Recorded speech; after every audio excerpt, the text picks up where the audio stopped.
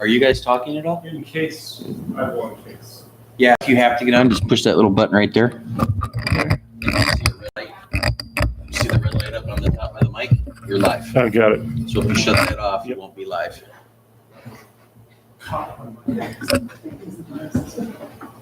Red means on. Yes. Okay. More important people.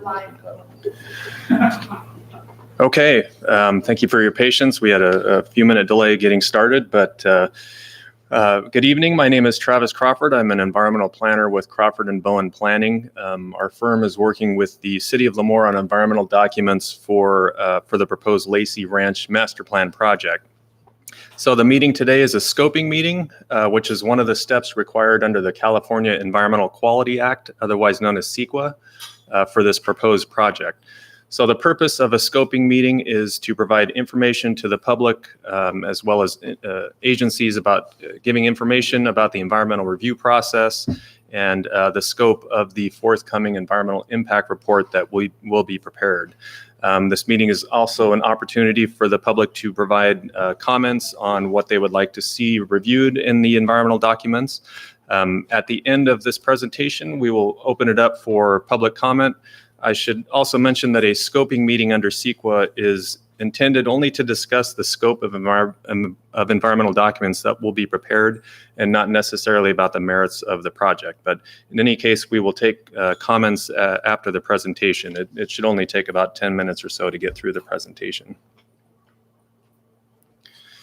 So the project consists of construction of up to 825 residential units on approximately 156 acres. It's located at the southeast corner of Lacey Boulevard and 18th Avenue, immediately north of the city limits. The site is currently used for agricultural purposes, and most recently was planted in alfalfa. There is an existing residential development located to the south of the project, and I will show the project location maps on the next slides here in a couple of minutes. But the project proposes a mix of residential housing with about 75% of the development being single-family residential, with the remaining acreage developed in multifamily housing. The project also includes 4 parks within the development. So the site itself is partially designated by the City of Lemoore General Plan for future residential uses and is zoned for agriculture. The southern 1/3 of the site is within the city's sphere of influence, while the remaining 2/3 is outside the sphere. However, the entire site is being proposed for annexation into city limits. The project will require a general plan amendment and a zone change to change the land use from agriculture to residential. So this first map shows the location of the proposed project. As you can see, it is located along the northern border of the city. The site is surrounded by agricultural uses to the north, east, and west. And as I mentioned before, there's existing residential neighborhoods to the south. On the screen now is the proposed layout of the project. The project is proposing a variety of lot sizes and housing types. The final housing numbers may vary slightly, but the project is proposing about 164 lots with an average size of 4,500 square feet per lot, 310 medium-sized lots with an average size of about 6,500 square feet. There will be approximately 73 estate lots, which have an average size of about 9,500 square feet per lot. And those lots will generally occur on the northeast portion of the site. And then there will be about 204 multifamily units, and these will occur at the southwest portion of the site, but will be behind an existing water treatment facility and a ponding basin that will be constructed. And in addition, a 4-acre park will be developed in the middle of the project, along with 3 other smaller parks located throughout the development. So up to this point in the process, a few things have happened. An initial study and notice of preparation was prepared and released for public review for a 30-day review period, which commenced on August 20th and will end on September 21st. The initial study document is an evaluation tool under CEQA that is used to determine whether to prepare an environmental impact report or a lesser document such as a negative declaration. In this case, the initial study determined that a full environmental impact report would be required for the project, and I will go over the contents of that in a few minutes. But the initial study also allows for some preliminary environmental evaluation of some of the impact areas that were determined to be less than significant. So for this project, the initial study found that some of the environmental topics, there were 4 of them: aesthetics, mineral resources, recreation, and wildfire, that were determined to be less than significant. And the full evaluation of those topics is included in the initial study document. So for the remaining topics listed under the CEQA guidelines, those will be addressed in the upcoming EIR, and I will go over these here. So the topics you see on the screen are what we are addressing in the EIR, ranging from agricultural and resources, air quality, biocultural, all the way down to noise, transportation, utilities and service systems, including a water supply analysis. So to support the analysis in the project EIR, we are preparing a series of technical studies. These include an agricultural conversion study, and with this, we'll look at the specific impacts of converting agricultural lands to urban use. We'll also be putting together an air quality greenhouse gas energy study, which will quantify the air emissions and energy use associated with the project. The biological resources survey, this study will send biologists out to conduct a survey of the site and determine if any protected plant or animal species are present. The cultural evaluation will involve a survey of the site for cultural resources, and also involves consultation with local tribes to ensure that no cultural resources will be significantly impacted. The noise assessment will evaluate the noise generated by the project. This mainly focuses around noise from traffic.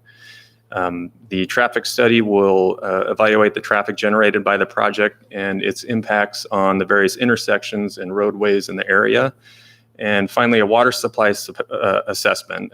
This study is being prepared pursuant to Senate Bill 610, which requires a water supply assessment for any project with over 500 units.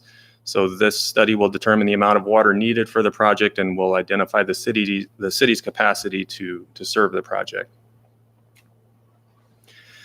So again, the steps taken up to this point include preparation and circulation of an initial study and notice of preparation of an EIR.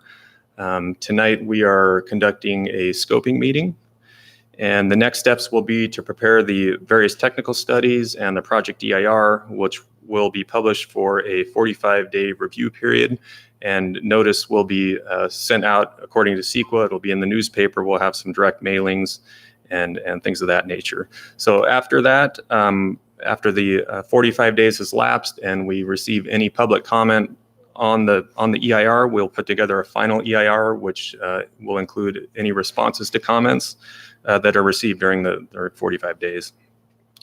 There will be public hearings at the Planning Commission and City Council to discuss the project, and that will be further opportunities for the public to participate in this process. Okay, so that concludes the presentation. We can now open it up for public comments. As I mentioned in the beginning, the purpose of a scoping meeting is to gather input from the public and any agencies as to what they feel the environmental scope should be for the project. So if there are any suggestions on maybe things that we didn't cover tonight on what's going to be in the EIR, now is the time to bring those up. So with that, we can open it up for public input. I believe the phone lines are open and they are not muted. So anyone wishing to provide comment can provide those now. And if you do make a comment, please identify yourself so we can make note of who's making the comment.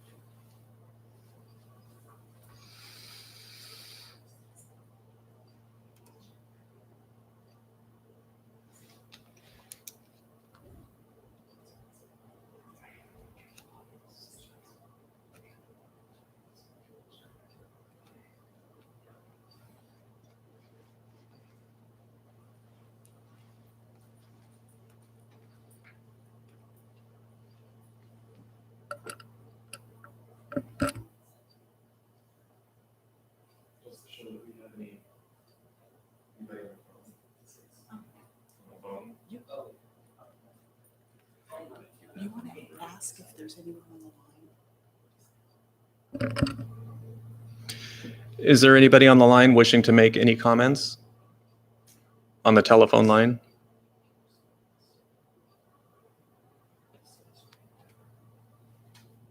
Okay.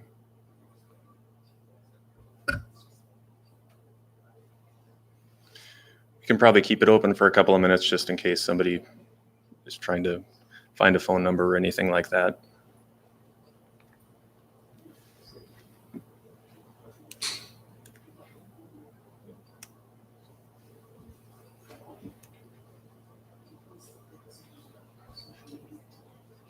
There's a question in the chat about bringing the screen closer. Maybe we should do that and just toggle through. Again, you don't have to comment, but that way we can see it. We can, yeah. There was one comment about moving the screen closer to the camera, so we will move it closer and then we'll just go through the presentation, not verbally, but I will present it visually so you can see what was in the presentation.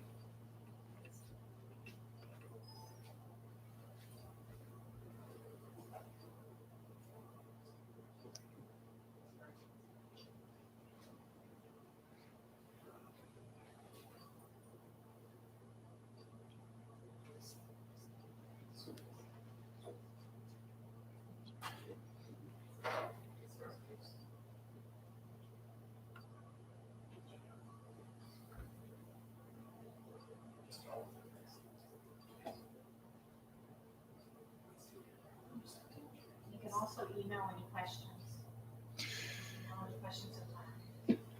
Questions or comments can also be emailed to planning. There's a question in the chat.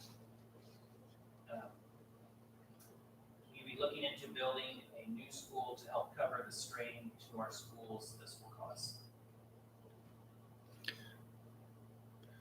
Okay, there was a question about school impacts.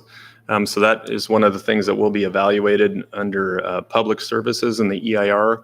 We'll quantify the projected number of students, and we'll talk about what that means for the project and how the project would mitigate those impacts with the school district. So that's something that will be evaluated in the EIR.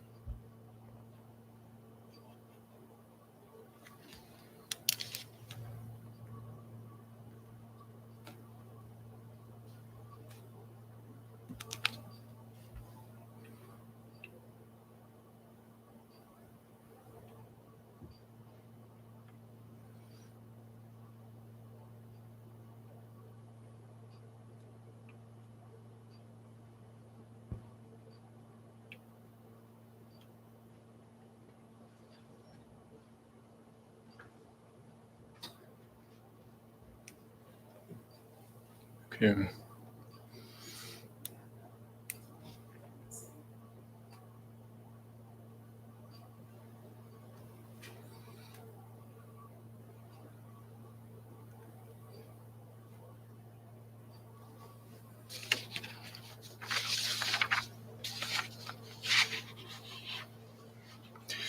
And again, copies of the initial study are available on the city's website.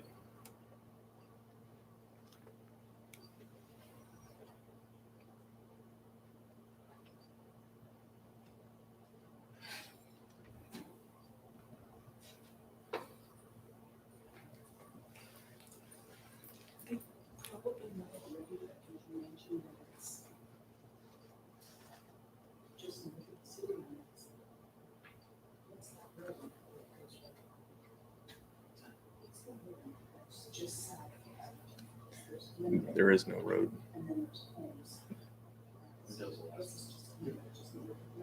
It goes straight up to the development. No road goes through.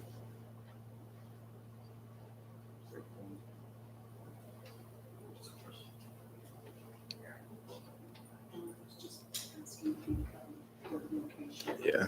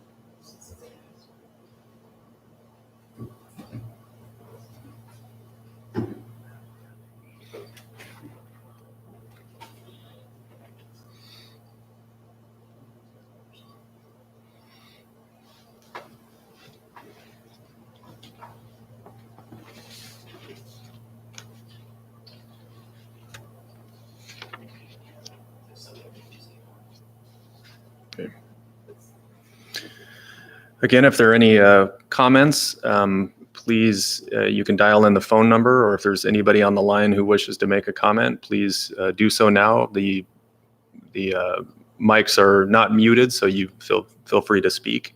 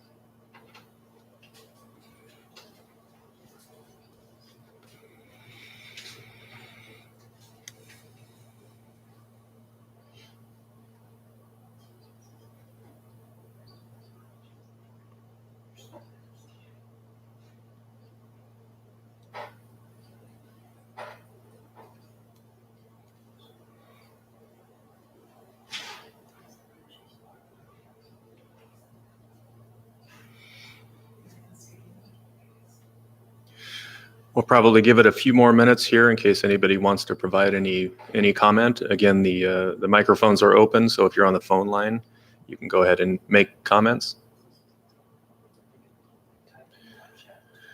Or on the YouTube channel, there's a live chat, so if you'd rather type in a comment or a question, feel free to do so there, and we can address the comment.